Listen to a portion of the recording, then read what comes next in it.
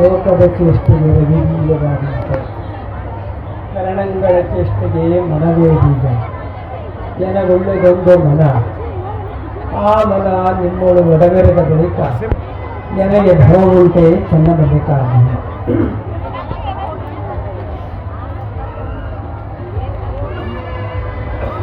ಚನ್ನಬಸವ ಶಿವಯೋಗಿಗಳವರ 75ನೆಯ ಜಾತ್ರಾ ಅಮೃತ ಮಹೋತ್ಸವದ ನೇತೃತ್ವವನ್ನು ವಹಿಸಿರುವಂತಹ ಶ್ರೀಮಠದ ಅಧ್ಯಕ್ಷರಾದ ಶ್ರೀ ಶ್ರೀ ಚನ್ನವೀರ ಶಿವಾಚಾರ್ಯ ಮಹಾಸ್ವಾಮಿಗಳವರಿಗೆ ನಮ್ಮ ನಮನಗಳು. ನಮ್ಮ ಹಿರೇನಾಗವ ಶ್ರೀಗಳವರಿಗೆ ಶರಣಗಳು. ಯಾವತ್ತು ಕಲಾವಿದರು ಇದೆಲ್ಲ ಇದ್ದೀರಾ. ವೇದಿಕೆ ಮೇಲೆ ಅನೇಕ ಗಣ್ಯರಿದ್ದಾರೆ, ಮಾನ್ಯರಿದ್ದಾರೆ. ಎಲ್ಲಕ್ಕಿಂತ ಹೆಚ್ಚಾಗಿ ಸದ್ಭಕ್ತರಿಲ್ಲಿದ್ದೀರಿ, ತಾಯಂದಿರಿದ್ದೀರಿ. ಹಾಗೆ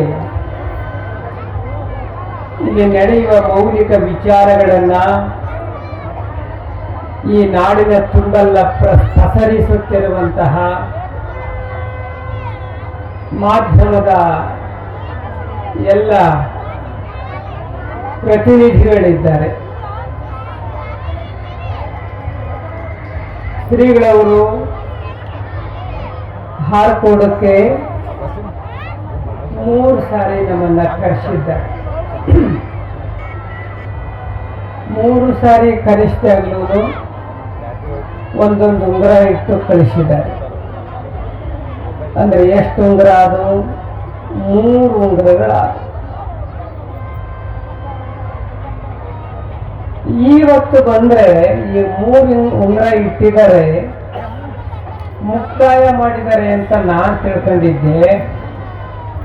4ನೇ ಸಾರಿ ಇಲ್ಲಿ ಕಾರ್ಯಕ್ರಮಕ್ಕೆ ಬಂದ್ರೆ ಮತ್ತೆ ಉಂಗುರ ಇಟ್ಟು ನಮಗೆ ಅನುಮಾನ ಬಂದದ್ದು ಯಾಕೆ ಅಂದ್ರೆ ಇಡೋದಿಲ್ಲ ಅಂತ. ಆವಾಗ ಬಂಗಾರದ ರೇಟ್ ಕಡಿಮೆ ಇತ್ತು. ಈಗ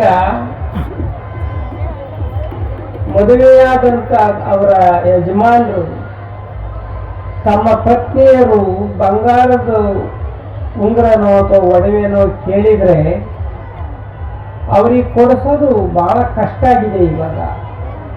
ಇಂಥ ಪರಿಸ್ಥಿತಿಯಲ್ಲಿ ಒಬ್ಬ ಸ್ವಾಮೀಜಿಯವರು ಬಂಗಾರದ ಉಂಗುರವನ್ನು ಇಷ್ಟು ಬಹಳ ಆಕಾಶದ ಎತ್ತರಕ್ಕೆ ಹೋಗಿದೆ ಬೆಲೆ ಬಂಗಾರದ್ದು. ಹೋದ್ರೂ ಶ್ರೀಗಳವರು ಬಂಗಾರದ ಉಂಗುರ ನಮಗೆ ಇಟ್ಟರು. ಇಷ್ಟೇ ಅಲ್ಲ, ನಾನು ವಿಚಾರ ಮಾಡಿದೆ, ಶ್ರೀಗಳು ಇಷ್ಟಾದ್ರೂ ಇಟ್ಟಿದ್ದಾರಲ್ಲ ಬಂಗಾರದ ಉಂಗುರನ ಅಂತ ಅಂದ್ಕೊಂಡ ಇರುವಾಗಲೇ 4-5 ಜನರಿಗೆ ಬಂಗಾರದ ಉಂಗುರ ಇಟ್ಟರು. ಇಲ್ಲಿ ನಮಗೆ ಸುಸ್ತಾಗೋಯ್ತು. ಕರ್ನಾಟಕದ ಯಾವ ಮಠಗಳಲ್ಲೂ ಎಷ್ಟು ಬಂಗಾರದ ಉಂಗುರ ಇಟ್ಟು ಸನ್ಮಾನ ಆಗೋದಿಲ್ಲ, ಮಾಡೋದಿಲ್ಲ. ನಾನು ಕರ್ನಾಟಕದ ಎಲ್ಲ ಪ್ರಮುಖ ಮಠಗಳಿಗೆ ಯಾವಾಗಲೂ ಹೋಗ್ತಾನೇ ಇರ್ತೀನಿ, ಆಮಂತ್ರಣ ಇರ್ತೀನಿ, ಹೋಗ್ತಾನೇ ಇರ್ತೀನಿ. ಆದ್ರೆ ಪ್ರಮುಖ ಸ್ವಾಮಿಗಳು ನಮ್ಮಂಥವ್ರಿಗೆ ಏನೋ ಅಕಸ್ಮಾತ್ ಇಡ್ಬಹುದು ಅಷ್ಟೇ. ಆದರೆ ಕಲಾವಿದರಿಗೆ, ಸಾಹಿತಿಗಳಿಗೆ, ಕವಿಗಳಿಗೆ, ಸಮಾಜ ಸೇವಕರಿಗೆ ಇಷ್ಟು ಪ್ರಮಾಣದಲ್ಲಿ ಉಂಗುರವನ್ನ, ಬಂಗಾರವನ್ನ ಇಟ್ಟು ಸನ್ಮಾನಿಸುವ ಮಠ, ಏಕೈಕ ಮಠ ಯಾವುದು ಅಂತಂದ್ರೆ ಹಾರಕೋಣ ಮತ್ತು ಚಿಂಚೋಳಿ ಮಠಾಧೀಶರು ನಮ್ಮ ಚನ್ನವೀರ ಶಿವಾಚಾರ್ಯ. ಅವರು ಬಂಗಾರಕ್ಕೆ ಎಷ್ಟು ಬೆಲೆ ಇದೆಯಲ್ಲ ಅದರ 1000 ಪಟ್ಟು ಅವರ ಹೃದಯ ಶ್ರೀಮಂತಿಕೆಗೆ ಬೆಲೆ ಇದೆ ಅಂತ ಹೇಳಲಿಕ್ಕೆ ಇಷ್ಟಪಡ್ತೀನಿ. ಯಾರಿಗೆ ಹೃದಯ ಶ್ರೀಮಂತಿಕೆ ಇದೆ ಅಂಥವರಿಗೆ ಮಾತ್ರ ಬಂಗಾರವು ಕೂಡ ತೃಣ ಸಮಾನವಾಗಿ ಕಾಣ್ತದೆ. ಅವರನ್ನೇ ಯೋಗಿಗಳು ಅಂತ ಕರೆಯೋದು.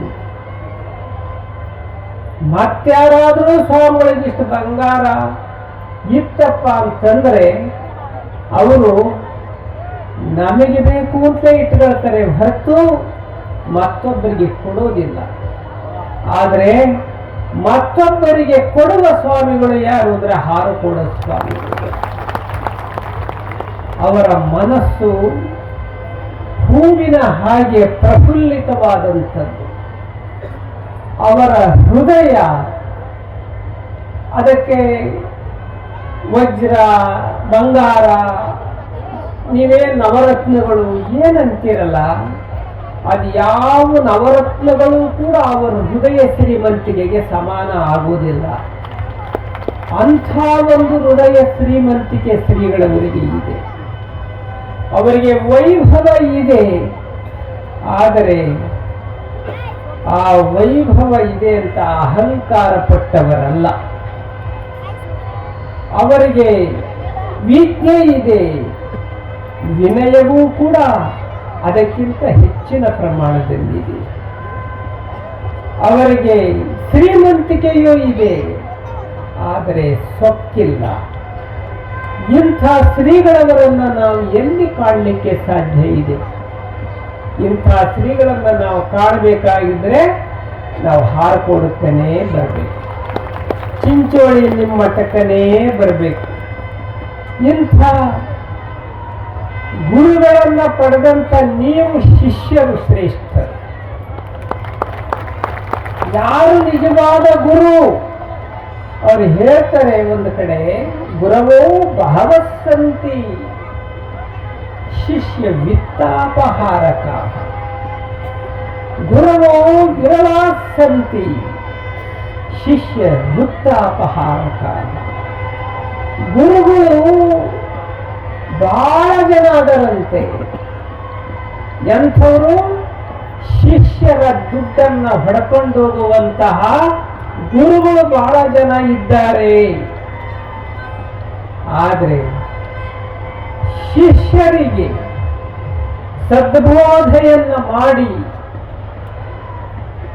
ಅವರನ್ನ ಹೃದಯ ಶ್ರೀಮಂತರನ್ನಾಗಿ ಮಾಡುವಂತಹ ಶ್ರೇಷ್ಠ ಗುರು ಅವರು ಅಲ್ಲೊಬ್ರು ಇಲ್ಲೊಬ್ರು ಇರ್ತಾರಂತೆ.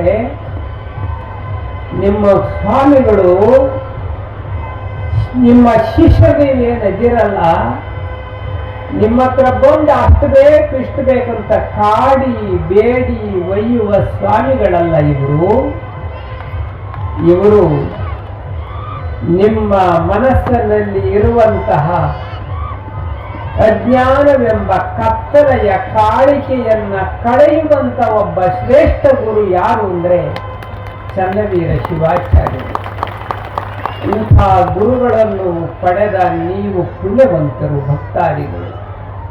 ನಿಮ್ಮಂತ ಭಕ್ತರನ್ನ ಪಡೆದಂತ ಗುರುಗಳೂ ಕೂಡ ಶ್ರೇಷ್ಠರು ಎಂಬ ಭಾವನೆಯನ್ನ ನಾವು ಹೇಳ್ತೀವಿ. ಹಾಗೇನೆ ಋಕಾರ ಸ್ವಂತಕಾರ ಋಕಾರ ಸ್ತನ್ನಿರೋಧಕ.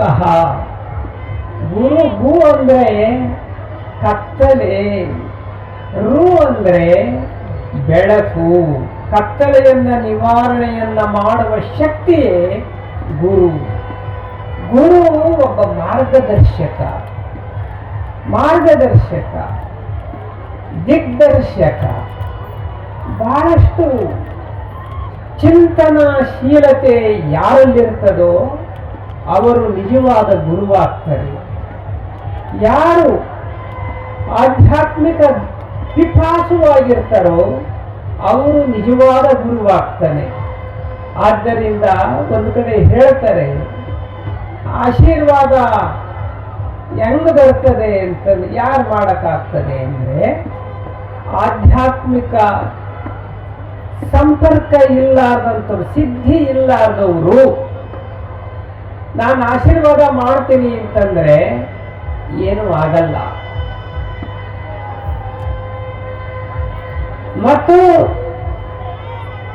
ಯಾರು ಸಿದ್ಧಿಯನ್ನ ಪಡ್ಕೊಂಡಿರೋದಿಲ್ವೋ ಅವ್ರ ಆಶೀರ್ವಾದ ಮಾಡ್ತೀವಿ ಅಂದ್ರೂ ಆಶೀರ್ವಾದ ಆಗಲ್ಲ. ಯಾರಿಗೆ ಆಧ್ಯಾತ್ಮಿಕ ಸಂಸರ್ಗ ಮತ್ತು ಸಾಧನೆಯ ಸಂಪರ್ಕ ಇರ್ತದೋ ಅವ ಮಾತ್ರ ಆಶೀರ್ವಾದವನ್ನ ಮಾಡಬಲ್ಲ. ಲಿಂಗೈಕ್ಯ ಚನ್ನಬಸವ ಶಿವಯೋಗಿಗಳು ಗುರುಗಳು ಜಾತ್ರೆಯನ್ನು ಮಾಡ್ತಾ ಇದ್ದೀರಲ್ಲ, 75ನೇ ವರ್ಷದ ಜಾತ್ರಾ ಮಹೋತ್ಸವ. ಆ ಗುರು ಹೆಂಗಿದ್ರು ಅಂತಂದ್ರೆ ವಾಕ್ಸಿದ್ಧಿ, ಅವ್ರು ಏನು ಹೇಳ್ತಾರೆ ಅದೇ ಆಗ್ತಿತ್ತು. ಅವ್ರು ಏನು ಮುಟ್ತಾರೆ ಅದು ಪರಿವರ್ತನೆ ಆಗ್ತಾ ಇತ್ತು. ಅವರು ಮುಟ್ಟಿದ್ದು ಸ್ಪರ್ಶ ಮಾಡಿದ್ದು ಪರಿವರ್ತನೆ ಆಗ್ತಾ ಇತ್ತು. ಅವರು ಯಾವುದನ್ನ ದೃಷ್ಟಿ ಕೊಟ್ಟು ನೋಡ್ತಾ ಇದ್ರೋ ಅದು ಕೂಡ ಪರಿವರ್ತನೆ ಆಗ್ತಾ ಇತ್ತು. ಅವರು ಎಲ್ಲಿ ಪಾದವನ್ನ ಸ್ಪರ್ಶ ಮಾಡ್ತಾ ಇದ್ರೋ ಆ ಭೂಮಿ ಪರಿವರ್ತನೆ ಪುಣ್ಯಮಯವಾಗಿ ಪರಿವರ್ತನೆ ಆಗ್ತಾ ಇತ್ತು. ಚನ್ನಬಸವ ಶಿವಯೋಗಿಗಳು ಭವವನ್ನ ಗೆದ್ದವರು. ಮತ್ತೆ ಈ ಭೂಲೋಕದ ಮತ್ತಾವ ಲೋಕವನ್ನು ಕೂಡ ದಾಟಿ ಅಂತ ಆತ್ಮಶಕ್ತಿಯನ್ನ ಗಳಿಸಿದಂಥವರು. 14 ಲೋಕಗಳು ಆಸ್ತಿಕರು ನಂತರ ನಮ್ಮ ಪ್ರಾಚೀನ ಭಾರತೀಯ ಪುರಾಣಗಳು ಹೇಳ್ತವೆ. 14 ಲೋಕಗಳು, 14 ಲೋಕಗಳನ್ನ ದಾಟಿ ಯಾರು ಹೋಗ್ತಾರೆ ಅವರೇ ನಿಜವಾದ ಸಿದ್ಧಿ ಪುರುಷ. ಚನ್ನಬಸವ ಶಿವಯೋಗಿಗಳು ಮತ್ತಾವುದೇ 14 ಲೋಕದ ದೇವಲೋಕಗಳಲ್ಲಿ ಆಸೆ ಮಾಡಲಿಲ್ಲ ಇರಲಿಕ್ಕೆ. ಅವರು ಮುಕ್ತಿಯನ್ನೇ ಪಡೆದಂತ ಎಲ್ಲ ಲೋಕಗಳನ್ನು ದಾಟಿ ಮುಕ್ತಿ ಪಡೆದಂತ ಮಹಾನುಭಾವರು ಚನ್ನಬಸವ ಶಿವಯೋಗಿಗಳು. ಅಂತವರ ಜಾತ್ರಾ ಮಹೋತ್ಸವ 75ನೇ ವರ್ಷ. ನಾವು ಸಂಜೆ 5ವರೆಗೆ ಇಲ್ಲಿ ಬಂದು ಬರುವಾಗ ನೋಡ್ತಾನೆ ಬಂದೆ. ಭಕ್ತ ಸಾಗರದ ಮಧ್ಯದಲ್ಲಿ ನಾವು ಜಾಗ ಮಾಡ್ಕೊಂಡು ನಮ್ಮ ಗಾಡಿ ತಗೊಂಡು ಬರ್ಬೇಕಾಯ್ತು. ಮಠಕ್ಕೆ ಬರೋವರೆಗೂ ಸಾವಿರಾರಲ್ಲ 10,000 ಭಕ್ತರನ್ನ ಸರಿಸಿ ನಾವು ಮಠಕ್ಕೆ ಬರಬೇಕಾಯ್ತು. ಮಠದಿಂದ ಈಗ ಮತ್ತೆ ಇಲ್ಲಿಗೆ ಬರುವಾಗ ಅದರ ದುಪ್ಪಟ್ಟು 3 ಪಟ್ಟು ಜನರ ಭಕ್ತಾದಿಗಳ ಒಂದು ಸಂಭ್ರಮ.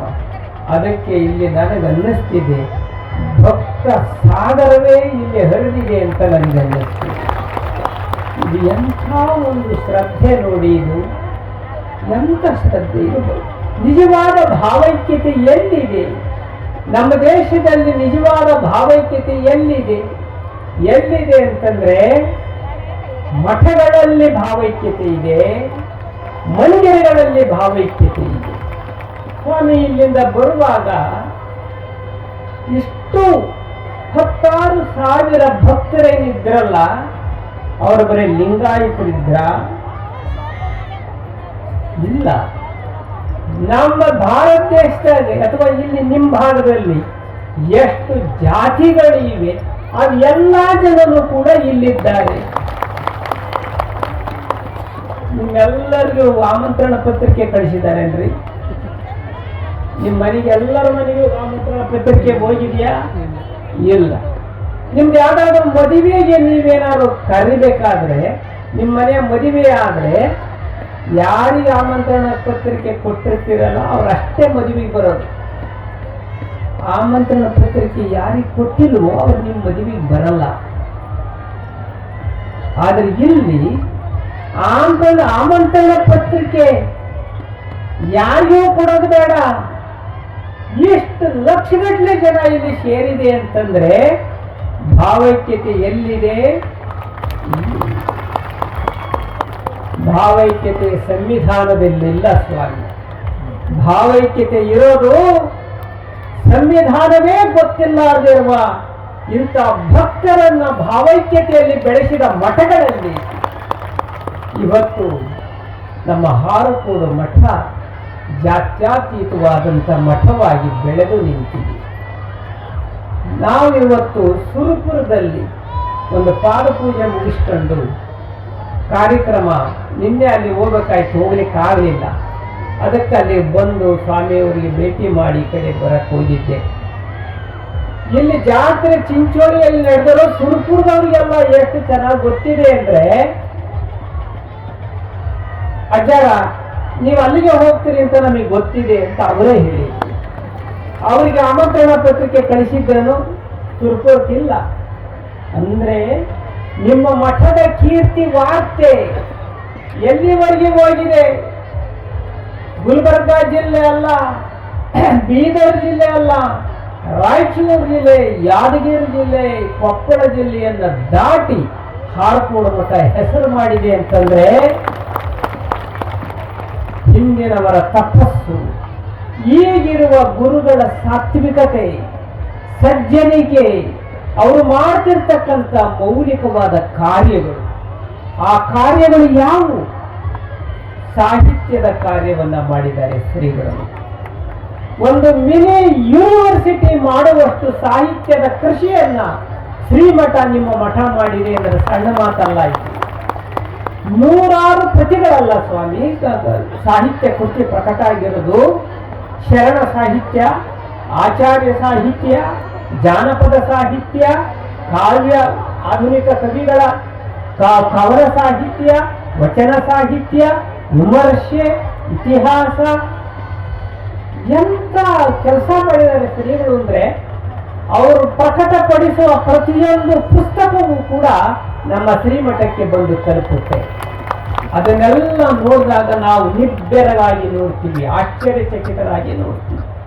ಯಾಕಂತಂದ್ರೆ ನಾನು ಕುಳಿತು ವಿಚಾರ ಮಾಡಿದಾಗ ಶ್ರೀಗಳು ಬಂದ ನಂತರ ಸುಮಾರು ಒಂದು 500-600 ಪುಸ್ತಕಗಳು ಈ ಮಠದಿಂದ ಪ್ರಕಟ ಆಗಿದೆ ಅಂತಂದ್ರೆ ಒಂದು ಮಿನಿ ಯೂನಿವರ್ಸಿಟಿ ಪ್ರಕಟಗೊಳಿಸುವ ಸಾಹಿತ್ಯದ ಸಂಖ್ಯೆ ಏನೈತಲ್ಲ ಅಷ್ಟು ಆ ಮಠದಿಂದ ಬಂದಿದೆ. ಇದು ಸಣ್ಣ ಕೆಲಸನ ಅಂದ್ರೆ ಸಾಹಿತ್ಯ ನಿಮ್ಮ ಬೀದರ್ ಜಿಲ್ಲೆ, ಗುಲ್ಬರ್ಗಾ ಜಿಲ್ಲೆಯಲ್ಲಿ ಯಾವ ಐತಿಹಾಸಿಕವಾದಂಥ ಸಂದರ್ಭ ಇದ್ರೂ ಕೂಡ ಶ್ರೀಗಳವರು ಪುಸ್ತಕ ಪ್ರಕಟ ಮಾಡಿದ್ದು ಕೂಡ ಒಂದು ಐತಿಹಾಸಿಕ ಘಟನೆಯಾಗಿ ನಿಮ್ಮ ಜಿಲ್ಲೆಯಲ್ಲಿ ನಿಲ್ತದೆ ಅನ್ನೋದನ್ನು ನೀವು ಮರಿಬಾರದು. ಅಂಥ ಶ್ರೇಷ್ಠ ಕಾರ್ಯವನ್ನ ಶ್ರೀಗಳವರು ಮಾಡಿದ್ದಾರೆ. ಇದು ಸಾಹಿತ್ಯ. ಇನ್ನ ಶೈಕ್ಷಣಿಕವಾಗಿ ಎಷ್ಟು ಕೆಲಸ ಮಾಡಿದ್ದಾರೆ ಶ್ರೀಗಳು. ಇಲ್ಲೇ ನಿಮ್ಮ ಚಿಂಚೋಳಿಯಲ್ಲಿ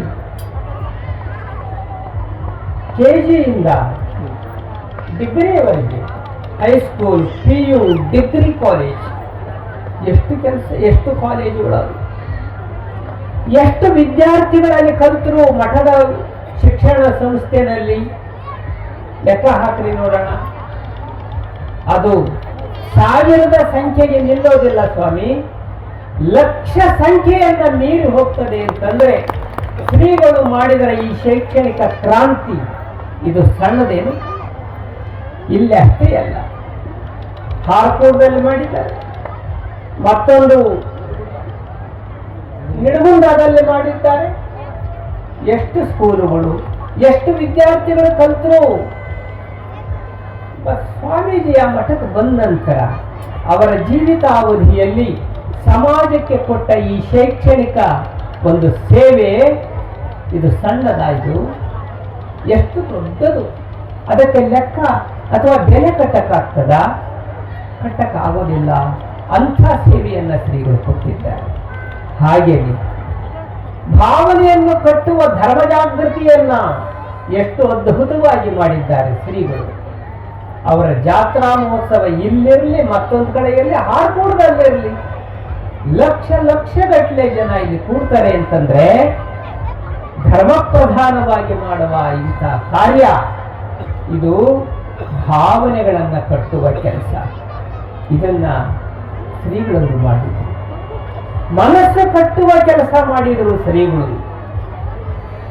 ಪೊಲೀಸ್ ಸ್ಟೇಷನ್ಗೆ ಹೋಗಿ ವಾಪಸ್ ಎಲ್ಲಿ ಬರ್ತಾರೆ ಗೊತ್ತಾ? ಎಲ್ಲಿ ಬರ್ತಾರೆ? ಮಠಕ್ಕೆ ಬರ್ತಾರೆ. ಕೋರ್ಟ್ಗೆ ಹೋಗಿ ವಾಪಸ್ ಮಠಕ್ಕೆ ಬರ್ತಾರೆ. ಕೋರ್ಟ್ನಿಗೂ ಬಗೆಹರಿಯಲ್ಲ, ಅಷ್ಟ ಕೆಲವು ಜಗಳ ಎಲ್ಲ ಶ್ರೀಗಳು ಬಗೆಹರಿಸ್ತಾರೆ. ಹಂಗಾಗಿ ನಮ್ಮ ಸಂವಿಧಾನ ಹೇಳಿದಂತಹ ಕೋರ್ಟು, ಪೊಲೀಸ್ ಸ್ಟೇಷನ್ನು ಅವಕ್ಕಿಂತ ನಮ್ಮ ಮಠಗಳು, ಮಠಾಧಿಪತಿಗಳು ಶ್ರೇಷ್ಠರು. ಹೌದನ್ನು ಅದಕ್ಕೆ ಶ್ರೀಗಳವರು ಅವರ ಮಠ ನ್ಯಾಯಾಲಯದಂತೆ ಕೆಲಸ ಮಾಡಿದೆ. ಶ್ರೀಗಳವರು ಒಬ್ಬ ನ್ಯಾಯಾಧೀಶರಾಗಿ ಕೆಲಸ ಮಾಡಿದ್ದಾರೆ. ಅಂದರೆ ನ್ಯಾಯವನ್ನು ಕೂಡ ಅನುಗ್ರಹಿಸುವಂಥ ಕಾರ್ಯವನ್ನು ಶ್ರೀಗಳವರು ಮಾಡಿದ್ದಾರೆ. ಒಂದಲ್ಲ ಎರಡಲ್ಲ. ಈ ರೀತಿಯಾಗಿ ಧರ್ಮ, ಸಂಸ್ಕೃತಿ, ಸಾಹಿತ್ಯ, ಶಿಕ್ಷಣ, ಕಲೆ ಈ ಎಲ್ಲ ಮೌಲಿಕ ವಿಚಾರಗಳನ್ನು ತಮ್ಮ ಮುಂದಿಟ್ಟುಕೊಂಡು ಅವೆಲ್ಲವನ್ನು ಕೂಡ ಕ್ರಿಯಾಶೀಲಗೊಳಿಸಿರುವಂತಹ ಶ್ರೀಗಳವರು ಹಾರಕೂಡದ ನಮ್ಮ ಚನ್ನವೀರ ಮಹಾಸ್ವಾಮಿಗಳು. ನಿಜಕ್ಕೂ ಕೂಡ ನಮ್ಮ ಮೂಸಾರ ಮಠದ ಬಗ್ಗೆ, ನಮ್ಮ ಗುರುಗಳ ಬಗ್ಗೆ ಅವರಿಗಿರೋ ಪ್ರೀತಿ ಅನನ್ಯ, ಭಕ್ತಿ ಅನನ್ಯವಾದದ್ದು. ನಮ್ಮ ಗುರುಗಳು ಇವ್ರ ಮೇಲೆ ಬಹಳ ಪ್ರೀತಿ. ಈಗ ನನಗನ್ನಿಸ್ತಿದೆ, ಈಗ 40 ವರ್ಷಗಳ ಹಿಂದೆ ಶ್ರೀಗಳವರು MA ಪದವೀಧರು. ಎಷ್ಟು? 45? ಒಂದು 42, 43 ವರ್ಷಗಳ ಹಿಂದೆ ಶ್ರೀಗಳವರು MA ಪದವೀಧರರು. ಅವರು ಬಹಳ ಶಾಂತ ಸ್ವಭಾವಿಗಳು.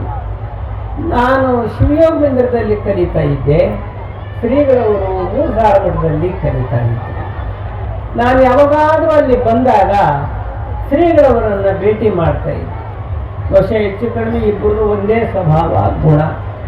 ಹಾಗಾಗಿ ಶ್ರೀಗಳವರ ಇಂಥ ಅದ್ಭುತವಾದ ಗುಣಶೀಲವಾದಂತಹ ಸ್ವಭಾವ ಎಂಥವರನ್ನು ಚುಂಬಕ ಶಕ್ತಿಯಂತೆ ಆಕರ್ಷಿಸ್ತಕ್ಕಂಥ ಶ್ರೀಗಳವರು ಈ ಭಾಗದಲ್ಲೆಲ್ಲ ಅಷ್ಟು ದೊಡ್ಡ ಹೆಸರು ಮಾಡ್ಯಾರ. ಈ ಸ್ವಾಮೀಜಿ ನಮ್ಮ ಹಿರೇನಾಗಾಂವ್ ಶ್ರೀಗಳವರು ಒಂದು ಮಾತು ಹೇಳಿದರು. ಸ್ವಾಮಿಗಳ ಬಗ್ಗೆ ಹೇಳೋದು ಸ್ವಲ್ಪ ಕಷ್ಟ. ಆದರೆ ಈ ಶ್ರೀಗಳವರು ನಮಗೆ ಹೇಳಿದ್ದೇನು ಅಂದರೆ, ಅಜ್ಜಾರ ಇವರು ನಮ್ಮ ಭಾಗದ ಭಗವಂತ ಅಂತ ಹೇಳಿದರು. ಎಂಥ ಮಾತು ಹೇಳಿದರು ನೋಡ್ರಿ. ಒಬ್ಬ ಸ್ವಾಮಿಗಳು ಈ ಸ್ವಾಮೀಜಿ ಬಗ್ಗೆ ಹೇಳಿದ ಮಾತು, ನಮ್ಮ ಭಾಗದ ಭಗವಂತ, ನಮ್ಮ ಪಾಲಿನ ಭಗವಂತ ನಮ್ಮ ಹಾರ್ಕೋಡು ಚನ್ನವೀರ ಶ್ರೀಗಳವರು ಅಂತ ಹೇಳಿ ಇವತ್ತ ಹೇಳಿದರು ನಮಗೆ. ಅಂದರೆ ಮಠದ ಒಂದು ಭವ್ಯ ದಿವ್ಯ ಪರಂಪರೆಯನ್ನ ಬಹಳ ನಿಷ್ಠೆಯಿಂದ ಹಿಂದಕ್ಕೂ ನೋಡಿ ಮುಂದಿನದ್ದೂ ದೃಷ್ಟಿಕೋನ ಇಟ್ಕೊಂಡು ಯಾರು ಸಮರ್ಥವಾಗಿ ಮುನ್ನಡೆಸ್ತಾರೋ ಅವರೇ ನಿಜವಾದ ಗುರು, ಅವರೇ ನಿಜವಾದಂಥ ಸ್ವಾಮಿ. ಅಂಥ ಸ್ವಾಮಿತ್ವ, ಗುರುತ್ವವನ್ನು ಪಡೆದಂಥ ನಮ್ಮ ಚನ್ನವೀರ ಶ್ರೀಗಳವರು ನಿಜವಾಗಲೂ ಈ ಮಠಕ್ಕೆ ಒಂದು ವೈಭವವನ್ನು ಕೊಟ್ಟಿದ್ದಾರೆ. ಆಧ್ಯಾತ್ಮಿಕ ಮತ್ತು ಧಾರ್ಮಿಕ ಸಾಂಸ್ಕೃತಿಕ ವೈಭವವನ್ನು ಕೊಟ್ಟಿದ್ದಾರೆ ಅಂತ ಹೇಳ್ತಾ, ಇದೀಗ ಅವರ ಸಾಹಿತ್ಯದ ಒಂದು ಪ್ರೋತ್ಸಾಹನೆಗೆ ಸಾಕ್ಷಿ ಎಂಬುವಂತೆ ಇದೀಗ ಮತ್ತೊಂದು ಪುಸ್ತಕ ಈ ವೇದಿಕೆಯ ಮೇಲಿನಿಂದ ಪ್ರಕಟವಾಗಿದ್ದೀಗ ಬಿಡುಗಡೆ ಆಯಿತು. ಇದು ಕರ್ನಾಟಕ ವೀರಶೈವ ಸಾಹಿತಿ ಚರಿತ್ರೆ ಸಂಪುಟ 7. ಡಾಕ್ಟರ್ SM ಹಿರೇಮಠ ಅವರು ಬರೆದಿರ್ತಕ್ಕಂಥ ಈ ಪುಸ್ತಕ ಬಹಳ ಮಹತ್ವದ್ದು ಅಂತ ನನಗೆ ಇಲ್ಲಿ ಬಂದ ಮೇಲೆ ಬಿಡುಗಡೆ ಆಯಿತು. ಇಲ್ಲೇ ಇಟ್ಟಿದ್ದು, ಸುಮ್ಮನೆ ಹಂಗೆ ಕಣ್ಣಾಡಿಸ್ತೆ. ಇದನ್ನು ನೋಡಿದರೆ ನಿಜವಾಗ್ಲೂ ಕೂಡ ಶ್ರೀಗಳವರು ಇದೆಲ್ಲ ರೆಫರೆನ್ಸ್ ಆಗುವಂಥವು. ಯೂನಿವರ್ಸಿಟಿನಲ್ಲಿ ರೆಫರೆನ್ಸ್ ಆಗುವ ಬುಕ್ಕು ಇದು. PhD ಆಗಿರ್ತಕ್ಕಂಥ ಹಿರೇಮಠ ಅವರು ಬರೆದಿರ್ತಕ್ಕಂಥ ಇದು ಸಾಮಾನ್ಯ ಅಲ್ಲ. ಇಂಥ ಹಲವಾರು ರೆಫರೆನ್ಸ್ ಬುಕ್ಗಳು ಶ್ರೀಗಳವರ ಮಠದಿಂದ ಪ್ರಕಟ ಆಗಿವೆ ಅನ್ನೋದನ್ನು ಹೇಳ್ತಾ, ನಮಗೆ ಗೊತ್ತಿದ್ದ MS ಲಕ್ಕೆ ಅಂತ ಒಬ್ಬರು ಸಾಹಿತಿ ಇದ್ದರು. ಅವರು ಅನೇಕ ಪುಸ್ತಕಗಳನ್ನು ತಾವು ಪ್ರಕಟ ಮಾಡಿದ್ದೀರಿ. ನಮ್ಮ ಮೂಸಾರ ಮಠದಿಂದಲೂ ಪ್ರಕಟವಾಗಿವೆ. ಅಂಥ ಅನೇಕ ಈ ಭಾಗದ ಸಾಹಿತಿಗಳನ್ನು ಮತ್ತಷ್ಟು ಬೆಳಕಿಗೆ ತಂದಂಥವರು ಶ್ರೀಗಳು ಅಂತ ಹೇಳ್ತಾ, ಸ್ವಾಮೀಜಿ ಗುರುಗಳೇ ನಮ್ಮ ಜಾತ್ರಾ ಮಹೋತ್ಸವಕ್ಕೆ ಬರಬೇಕಿಲ್ಲಿಗೆ ಅಂತ ಅದೇ ಹೇಳಿದ್ರಲ್ಲ, ಎಲೆ, ಅಡಿಕೆ, ಕಾಯಿ ಮತ್ತೆ ಹಾರ ಇದೆಲ್ಲ ತರಬೇಕು ಜಗದ್ಗುರು ಪೀಠಕ್ಕೆ. ಇವೆಲ್ಲ ತಂದು ಸಾಷ್ಟಾಂಗ ಹಾಕಿ ನಮ್ಮ ಮಠದ ಕಾರ್ಯಕ್ರಮಕ್ಕೆ ಬರಬೇಕು ಅಂತ ಕೇಳಬೇಕು, ಅವಾಗ ನಾವು ಬರೋದು. ಆದ್ರೆ ಇಲ್ಲಿ ಒಂದೇ ಒಂದು ಎಲೆನೂ ಇಲ್ಲ, ಅಡಿಕೆನೂ ಇಲ್ಲ. ಹಂಗೆ ಇಲ್ಲಿ ಬಂದೀವಿ ಅಂತಂದ್ರೆ ಅವರ ಭಾವನೆಯೇ ಎಲೆ, ಅಡಿಕೆ, ಕಾಯಿ, ದಕ್ಷಿಣೆ ಎಲ್ಲದೂ ಅವರ ಭಾವನೆ, ಸದ್ಭಾವನೆ. ಅದನ್ನು ತಿಳ್ಕೊಂಡು ಫೋನ್ನಲ್ಲಿ ಹೇಳಿದ್ರು, ಬರ್ತೀನಿ ಅಂತ ಹೇಳಿದೆ. ಆಮೇಲೆ ಮಾತಿಗಿರ್ತಾರೆ ಸ್ವಾಮಿಗಳು ಅಂತ ಹೇಳೋದು, ಇವ್ರನ್ನ ಫಾಲೋ ಅಪ್ ಮಾಡಕ್ ಬಿಟ್ರು ಈ ಸ್ವಾಮಿಗಳನ್ನ.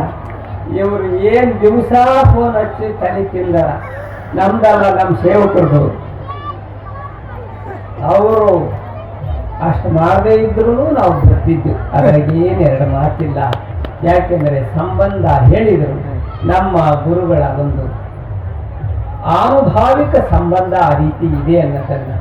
ಆ ಕಾರಣದಿಂದ ಇಲ್ಲಿ ಬಂದು ಆ ಶ್ರೀಗಳವರ ಶ್ರೀಮಠವನ್ನು ನೋಡಿ, ಇಲ್ಲಿ ಅವರು ನಡೆಸುತ್ತಿರುವ ಈ ಭವ್ಯ ಕಾರ್ಯವನ್ನು ನೋಡಿ ನಮಗೆ ಅತಿ ಆನಂದವಾಗಿದೆ.